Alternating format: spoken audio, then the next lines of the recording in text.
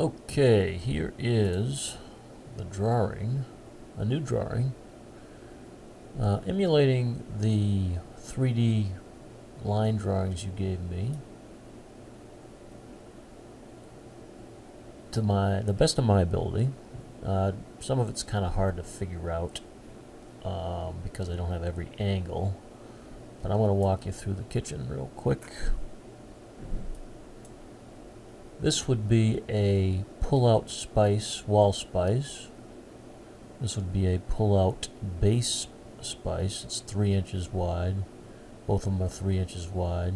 There's a little filler because this is kind of an odd leftover space, but I can make that look okay.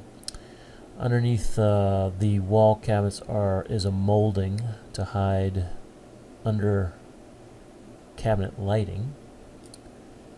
You can see the stove, microwave, wall cabinets around. You can also see that I have crown molding touching the ceiling. Decorative door here.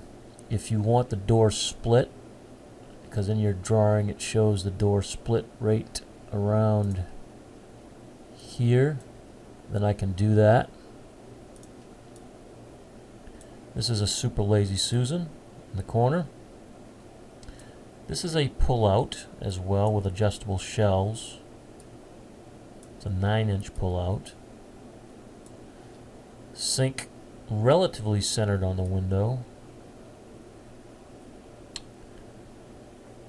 I think that the sink is, I have to double check, but I think the sink is 13/16 off center, which really the eye cannot see.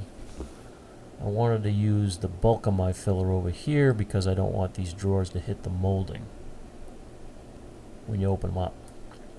This is a double trash pull-out with a drawer. You can see another decorative door here. You can see the under cabinet molding here. This is actually a separate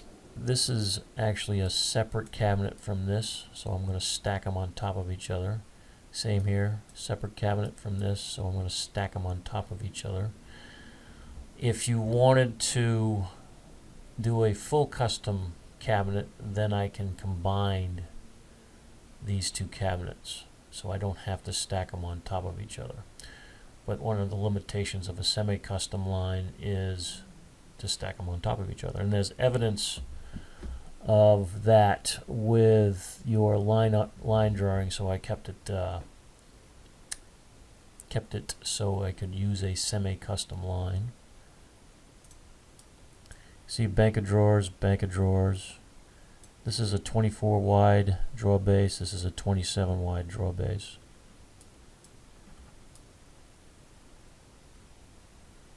I think that more or less covers the stove and sink wall.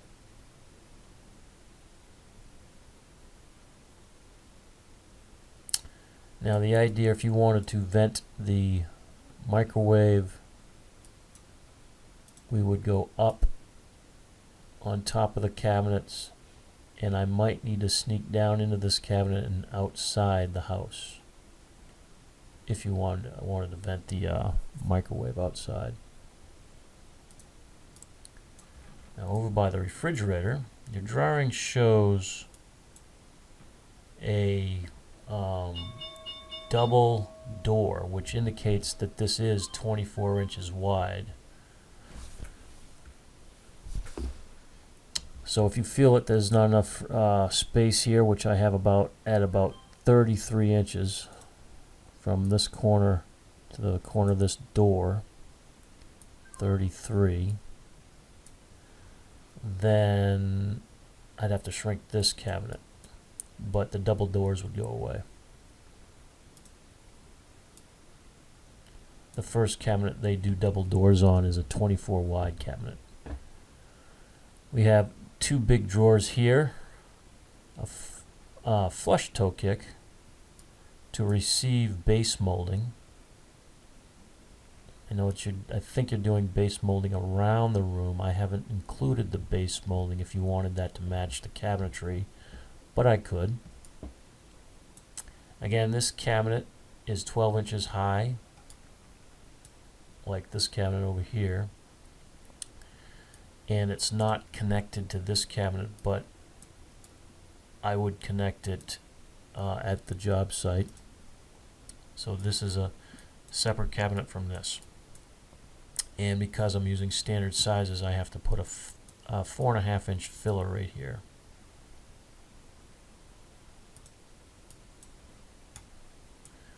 Refrigerator wall cabinet. This cabinet here is 27 inches wide. Has an extended style, which does not, you don't lose any storage space with this, but I wanted to be able to swing the door open without hitting this wall. It has a flush toe kick. See it there. Double doors, and it is 9 inches deep. In your drawing, it might be 6 inches deep, but I think that's pretty shallow. So I made this 9. So in order to keep this cabinet 24 and increase the opening here, then one other option is I could shrink this to 6 inches.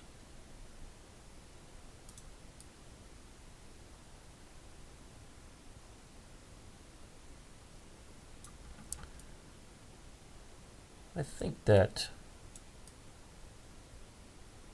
shows everything.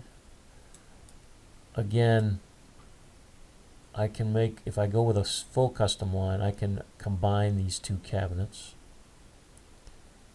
And I can also narrow down this filler right here, this 4.5 inch filler. But I want to get you some pricing on semi-custom line. Usually a custom line is 25 to 30% more than the semi-custom line, as a guess.